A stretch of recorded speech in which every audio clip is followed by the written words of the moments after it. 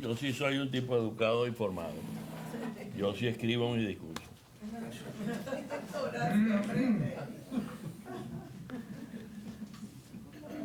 Yo debo leer la proclama y debo leer la declaración de Miami que se produce en esta asamblea, pero yo creo que en ejercicio de nuestra memoria histórica, hoy se celebra un día importantísimo y no lo podemos dejar pasar por alto.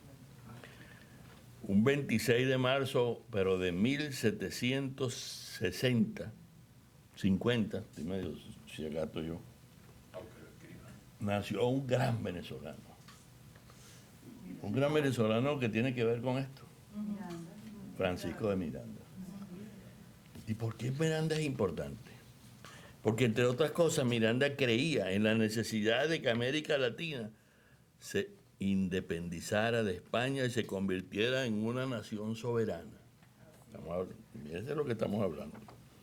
Defendía la idea de un gobierno republicano con un sistema de pesos y balances para evitar la dictadura. Abogaba por la igualdad de los derechos para todos los ciudadanos, no importaba su condición social. Y fue un firme opositor a la esclavitud y trabajó por abolirla en las colonias americanas. Pero además, una cosa que aquí ha estado en el ambiente, creía en la importancia de la educación como componente clave para el desarrollo de la región.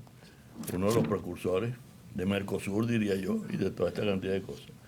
Por eso no quería dejar pasar esta oportunidad de señalar a Francisco de Miranda, uno de nuestros próceres, porque dentro de toda esta historia... Y luchó por la independencia de los Estados Unidos. Sí, o sea, que algo tiene que ver con Benamérica. Así que, bueno, vamos a leer esta declaración de Miami sobre la transición venezolana. La palabra transición proviene del latín transire, que significa pasar de lado. No es una aventura, ni un salto abrupto, tampoco un simple cambio de nombres. Es un proceso político, institucional, cultural y moral que redefine las bases de la convivencia. Ciudadanos, hoy no nos convoca la simple política, nos convoca la historia, porque estamos en transición. Un territorio teórico, frágil, delicado y trascendente, cargado de incertidumbres y dudas, pero también lleno de posibilidades inéditas que solo los pueblos valientes se atreven a conquistar. En tal sentido, cabe destacar que una transición auténtica no implica desmantelar estructuras de abuso institucional y de oprobio, sino restaurar la legitimidad, la institucionalidad y abrir un horizonte donde la esperanza y la acción se vuelvan, por fin, una realidad palpable. Esta declaración de Miami, presentada hoy por Benamérica como parte de su 7ª asamblea, busca ofrecer una reflexión integral sobre este desafío. No venimos a diagnosticar con nostalgia el pasado, eso es periódico de ayer, vamos a leer el de mañana. Estuvimos aquí para hablar del porvenir con la frente en alto, amparados en nuestra fe y en el orgullo de ser venezolanos, convencidos de que una nación soberana es posible y que el derecho a vivir en paz en nuestra propia tierra es un mandato divino que nada ni nadie nos puede quitar. Es propicia la ocasión para sumarnos al pueblo norteamericano en esta celebración de sus 250 años de historia, de independencia. No como un gesto protocolar, sino como un gesto de admiración y gratitud hacia el legado de sus padres fundadores, cuyo faro iluminó a precursores como Miranda y Bolívar. Aquel experimento audaz de 1776 demostró que la libertad política, demostró que la libertad podría organizarse y prosperar, encendiendo en América Latina una llama que, pese a las tormentas marcadas por ambiciones, jamás se ha extinguido en el corazón de los pueblos. En este contexto histórico es imperativo recordar que la defensa de la soberanía americana tiene raíces profundas. Por allá en 1823, cuando el presidente James Monroe proclamó su célebre doctrina América para los americanos, ratificando que el destino de este hemisferio debe ser decidido por sus propios pueblos. En ella se marca un rumbo claro. Cito: ninguna potencia extranjera tiene derecho a decidir el destino de nuestras naciones. El hemisferio no admite tutelas ni colonizaciones disfrazadas. La soberanía no se negocia ni se delega, pertenece al pueblo. América es tierra de libertad, no el patio trasero de imperios que buscan extender su sombra. Estos principios están íntimamente ligados, conectados con nuestra concepción de una nación libre y soberana. Entendemos la naturaleza de los tiempos actuales que han obligado a una transición tutelada por los Estados Unidos. Pero nuestro propósito, que en esa transición se conduzca a una verdadera democracia sin tutela internacional. Mucho antes de Monroe, nuestro liderazgo formulaba pilares equivalentes. Francisco de Miranda, que hoy está de cumpleaños, vislumbró que la libertad no sería duradera si no se fundaba en la virtud cívica. Simón Bolívar advirtió que la independencia no es un estado pasivo, sino una condición que debe proteger con instituciones fuertes. Otros precursores, como Sucre y Rocio, insistieron en que la paz depende de la fortaleza moral y espiritual de los estados. Esta es nuestra herencia, una libertad que se piensa, pero que también se defiende con coraje, con educación ciudadana. Ya en el siglo XX esta visión evolucionó hacia la doctrina de la seguridad, impulsada por Henry Truman, después de la Segunda Guerra Mundial, quien advirtió que la paz solo se preserva si los estados tienen la capacidad de disuadir la agresión. Décadas después, Ronald Reagan la convirtió en un lema movilizador: la paz a través de la fuerza. Su visión nos enseñó que la debilidad invita al conflicto, mientras la fortaleza garantiza la estabilidad. En fecha reciente, Donald Trump ha retomado este principio para subrayar que la moderación no debe ser interpretada como fragilidad. La paz no se sostiene sobre el vacío, estoy haciendo citas, sino sobre la determinación inquebrantable de no permitir que otros impongan su voluntad sobre nuestra tierra. Por eso esta declaración se dirige a los pueblos de América, no como un reclamo ni como una exigencia, sino como un acto de confianza y hermandad. Venezuela pide cooperación respetuosa, entendido en el sentido más noble de nuestra tradición continental. Pueblos libres que ayuden a otros pueblos sometidos a recuperar su dignidad, su estabilidad y su capacidad de decidir su propio destino.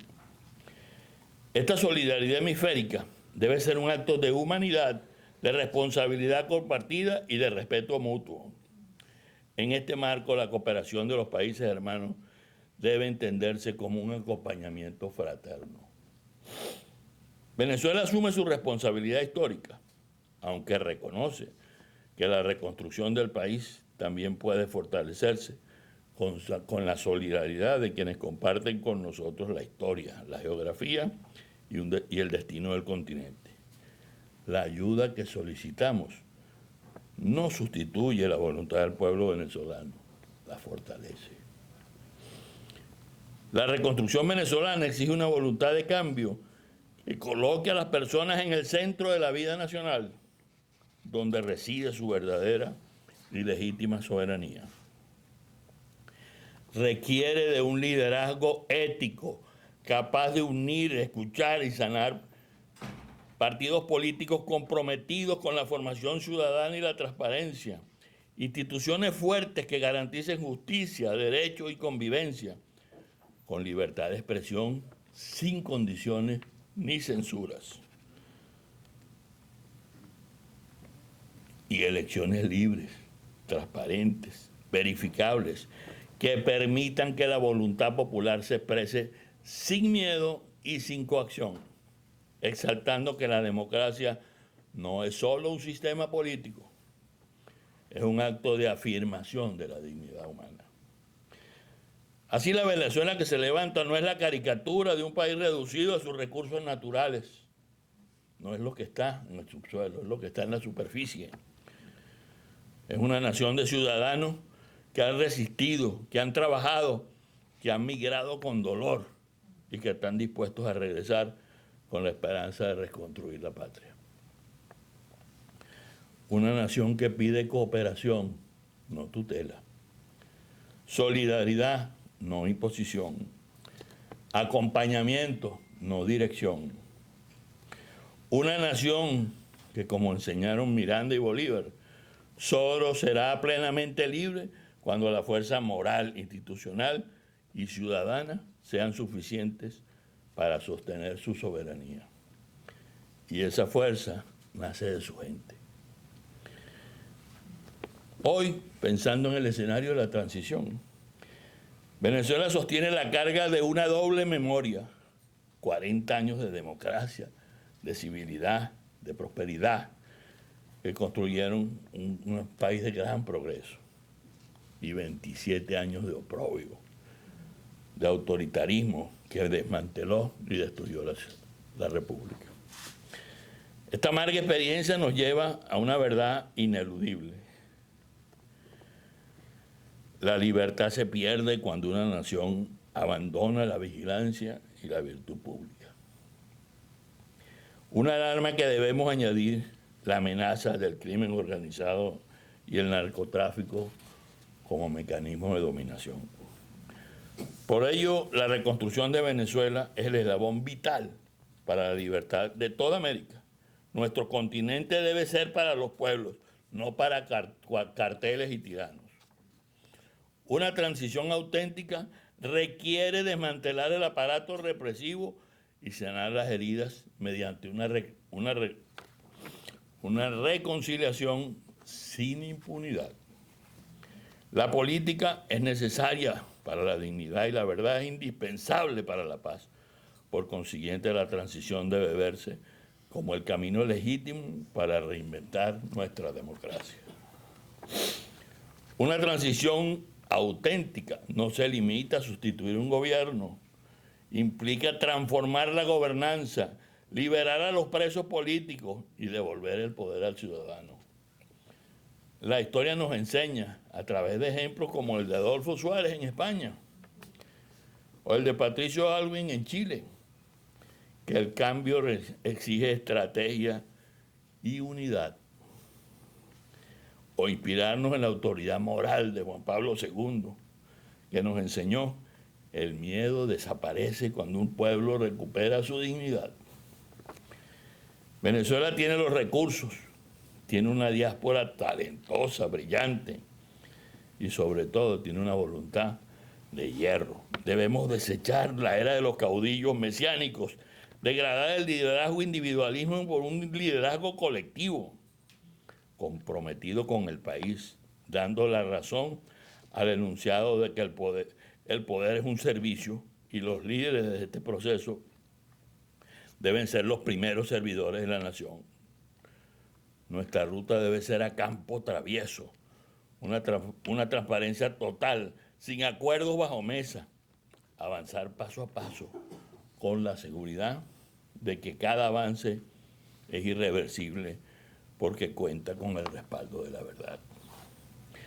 Ciudadanos, la hora de las vacilaciones ha terminado. Venezuela no está cambiando de nombre, está recuperando su alma. No estamos aquí para ver si podemos, sino porque podemos, estamos aquí. Hoy, ante la mirada de la historia y el compromiso con nuestros hijos, soltamos las amarras del miedo. Que la verdad sea nuestro papa y la justicia nuestro puerto definitivo. No aceptaremos más sombras ni más cadenas. Esta transición es una tarea sagrada. Es nuestra responsabilidad ante los libertadores, por encima de todo, la promesa de un amanecer luminoso que ya comienza a despertar en el horizonte. Que el mundo sepa y los tiranos lo entiendan. Venezuela se levanta, Venezuela vuelve a crecer y la libertad, por fin, ha encontrado su camino de regreso a casa. Y en ese camino hacia la victoria por la libertad, Benamérica siempre estará allí. Muchas gracias.